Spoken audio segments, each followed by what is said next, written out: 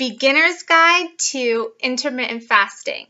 So, what is intermittent fasting? You probably heard of this idea that you eat all of your food within a specific time of day and you go long stretches of time without eating, and you're probably like, how in the world am I ever going to do that? Am I going to be starving?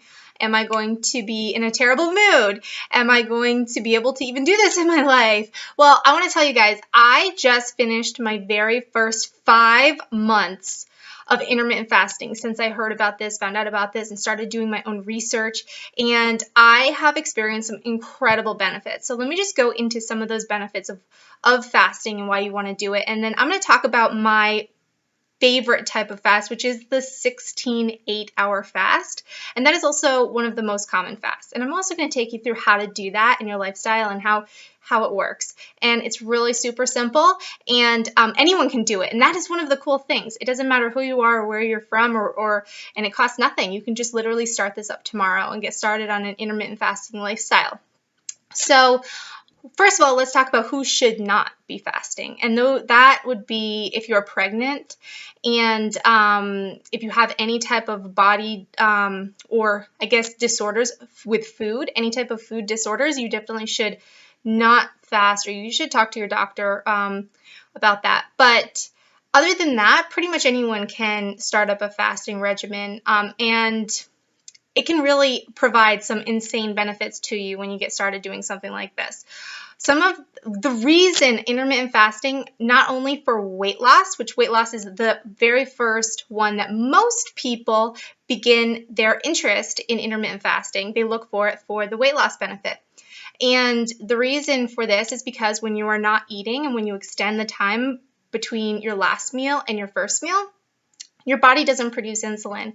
Insulin, when that is in your bloodstream, that basically blocks your body from burning fat for fuel. And so if you can narrow the time in which you eat your foods, your body's going to be producing less insulin, or it will have a break from producing insulin. So for weight loss, it's amazing. The next benefit with intermittent fasting is there's a huge anti-aging benefit with this, because when you start up intermittent fasting, your body produces HGH, which is a human growth hormone, and it produces that hormone for a longer period of time. So if you're in the habit right now of eating all day long, the moment you wake up to the moment you go to bed, your body is only producing HGH, the human growth hormone, from the time you stop eating until your next meal. And if that is a very short window, if it's just while you're sleeping, then you are losing a lot of these benefits.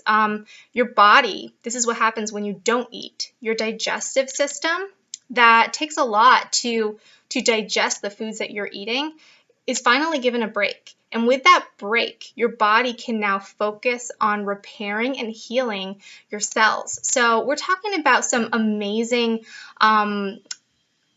just studies that show that you can heal, you can self-heal a lot of things that are issues with you, because your body, when it's no longer basically just focused on all of the stress that goes into when you're eating foods and having to break that down and digest that food, your body's now producing that human growth hormone, which allows you to now go for, especially if you're following the 16 8-hour fast, you're going to be able to reduce even like my skin. So the last 5 months that I've been doing this, my skin has improved. Like I notice a huge difference in that.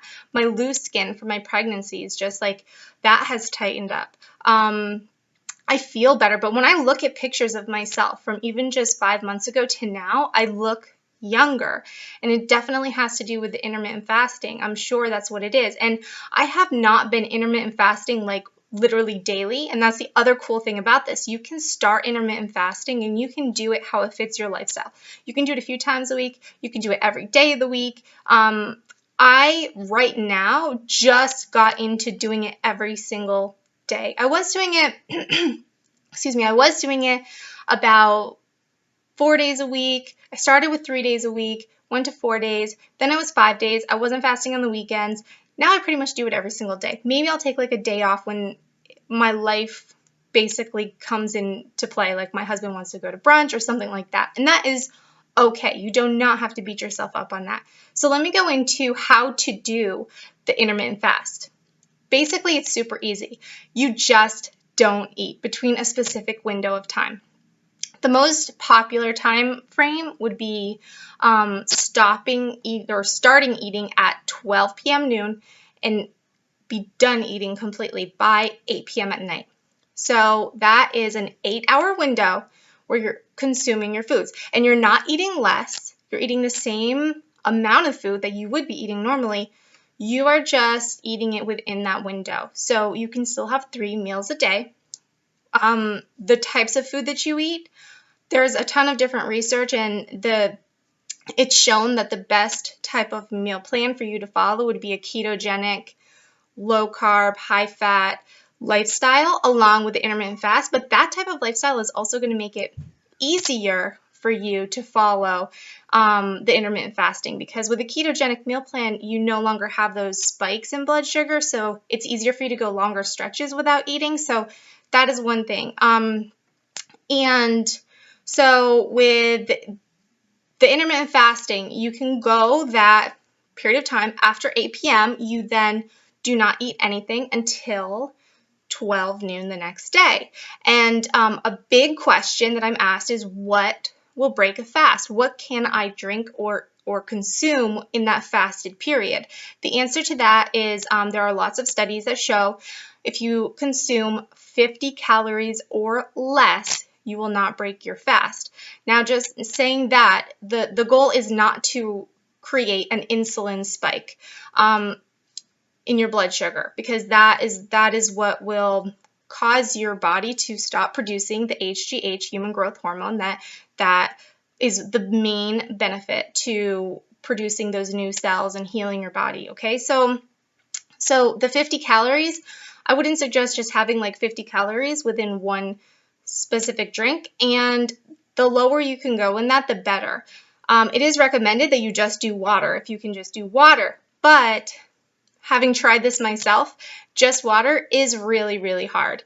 And you want this really to be something that is not difficult, that you can easily do and stick to.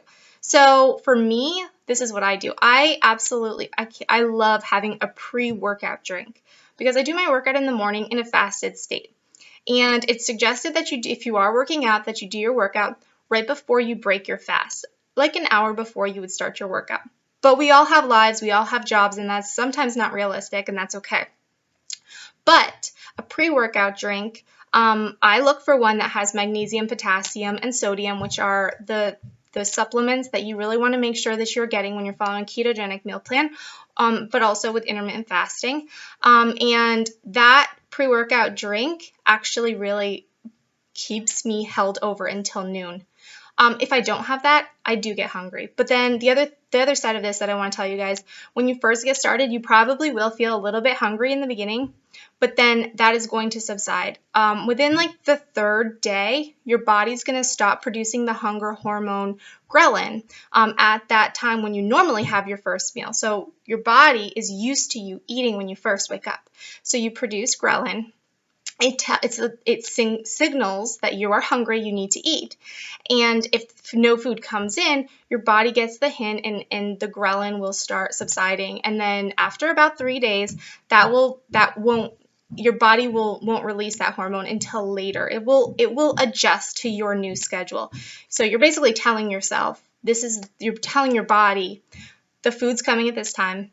And then it gets the hint. It's not going to make you hungry before that time. Or if you are a little bit hungry, sometimes it helps to have like a warm drink, like some tea. So you can have tea, you can have coffee, you can have a pre-workout drink, as long as all of combined is less than the 50 calories total. But saying the same thing applies, you just want to make sure that you're on the lower end, because that will be better for you. If you can just do water, then just do water. That's great. Okay, so this is just basically how the whole intermittent fasting thing works. I am going to provide a link below that has that goes into detail. It's like a BBC video that was a documentary that shows more about intermittent fasting and more about the science behind it and the benefits. And so if you have an hour to watch, check that out. You'll probably really enjoy that. Thank you so much for subscribing to my channel and for liking my page. I really appreciate all of the support that you guys have given me with just being a follower, and I hope that you have a great day and really good luck on starting out the intermittent fasting lifestyle.